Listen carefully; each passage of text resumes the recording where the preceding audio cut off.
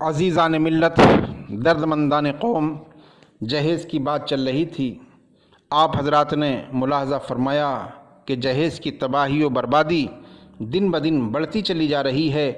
جہیز مسلم معاشرے کا ایک ایسا ناسور ہے، یہ ایک ایسا زخم ہے جو رشتے رشتے لا علاج ناسور بنتا جا رہا ہے۔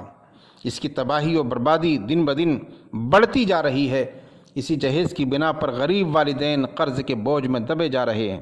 اسی جہیز کی بنا پر غریب بچیوں کی زندگیاں اجیرن بن گئی ہیں۔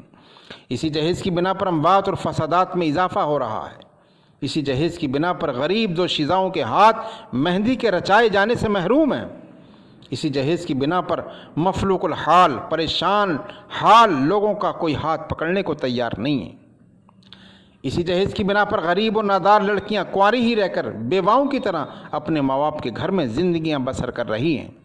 اسی جہیز نے لوگوں کو خون کے آنسو بہانے پر مجبور کر دیا۔ اے جہیز کے بھکاریوں، تمہاری غیرت کہاں کھو گئی ہے؟ کیا تمہاری غیرت کے لالے پڑ گئے ہیں؟ کیا تمہارے اندر نرمی و رحم کا مادہ ختم ہو گیا ہے؟ کیا تمہارے گھروں میں بہن بیٹی نہیں ہے؟ کیا تمہارے اندر اسلامی تعلیمات کی کوئی قدر نہیں ہے؟ کیا تمہارے اندر روایات اسلامی کا کوئی پاس و لحاظ نہیں ہے؟ کیا تمہارے دلوں میں سنت رسول سے محبت نہیں ہے؟ مجھے بتاؤ، کیا تمہارے دل پتھر سے زیادہ سخت ہو چکے ہیں؟ ارے ذرا غور بھی تو کرو کہ عورت اللہ کی وہ نعمت عظمیٰ ہے کہ جس کا مقام قرآن نے وَقَرْنَ فِي بُيُوتِكُنَّ وَلَا تَبَرَّجْنَ تَبَرُّجَ الْجَاهِلِيَّةِ الْأُولَىٰ کہا۔ آج وہی عورت دفتروں، دکانوں، ہوٹلوں، شاپنگ سینٹروں میں غیر محرم مردوں کے سامنے دو چار ہو رہی ہیں۔ مجھے بتاؤ، اس باپردہ خوشبودار پھول کو گھر سے نکلنے پر کس نے مجبور کیا؟ تم یہ کہنے پر مجبور ہو جاؤ گے کہ غریب والدین اپنی وسعت کے بقدر اس بیچاری کے ہاتھ نہیں رنگ سکتے، لہٰذا یہ خود اپنے لیے سامان جہیز فراہم کر رہی ہے۔ پھر شادی کے چند ہی ایام گزرتے ہیں کہ یہ خبر آنے لگتی ہے کہ جہیز کی کمی کی وجہ سے سسرال والوں کی زیادتی بڑھتی جا رہی ہے، تو کبھی اس بیچاری دوشیزہ کو لقمہ اجل بنا دیا گیا۔ معزز سامعین، درد مندان قوم و ملت، میں آپ کو ایک صاحب کا واقعہ سنانا چاہتا ہوں کہ انہوں نے اپنی لاڈلی بیٹی کو بے پناہ جہیز دیا تھا، یہاں تک کہ اپنا گھر بھی بیچ کر سامان جہیز میں دے دیا۔ پھر کچھ ہی ایام بعد ان صاحب کو یہ اطلاع ملتی ہے کہ سسرال والوں نے مزید جہیز کے مطالبے کو پورا نہ کرنے پر ان کی پیاری بیٹی کو قتل کر ڈالا۔ بوڑھا باپ اپنے لڑکھڑاتے پاؤں لے کر بیٹی کے جنازے کے پاس ٹھہر کر کثرت الم اور غموں کے جذبات سے مغلوب ہو کر بے ساختہ یہ شعر پڑھتا ہے کہ اب آیا یاد اے آرام جاں اس نامرادی میں کہ کفن دینا بھولے تھے اپنی بیٹی کو سامان شادی میں۔